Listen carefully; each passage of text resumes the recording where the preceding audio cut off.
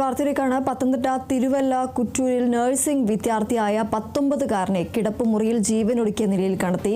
അരുൺ അനിൽ ജോസാണ് മരിച്ചത്. തുടർച്ചയായി ഫോൺ ഉപയോഗിച്ചുകൊണ്ടിരുന്ന അരുണിന്റെ ഫോൺ 2 ദിവസമായി തകരാറിലായിരുന്നു. ഇതിന്റെ മനോവിഷമത്തിലാണ് ജീവനൊടുക്കിയത് എന്നതാണ് വിവരം. പത്തനംതിട്ട തിരുവല്ല കുറ്റൂരിലാണ് നഴ്സിംഗ് വിദ്യാർത്ഥിയായ 19-കാരനെ കിടപ്പുമുറിയിൽ ജീവനൊടുക്കിയ നിലയിൽ കണ്ടെത്തിയത്. അരുൺ അനിൽ ജോസാണ് മരിച്ചത്.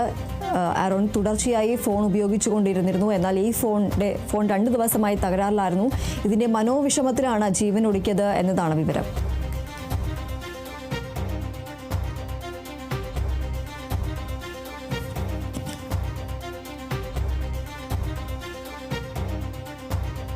പത്തനംതിട്ട തിരുവല്ല കുറ്റൂരിലാണ് നഴ്സിംഗ് വിദ്യാർത്ഥിയായ 19-കാരനെ കിടപ്പുമുറിയിൽ ജീവനൊടുക്കിയ നിലയിൽ കണ്ടെത്തിയത്.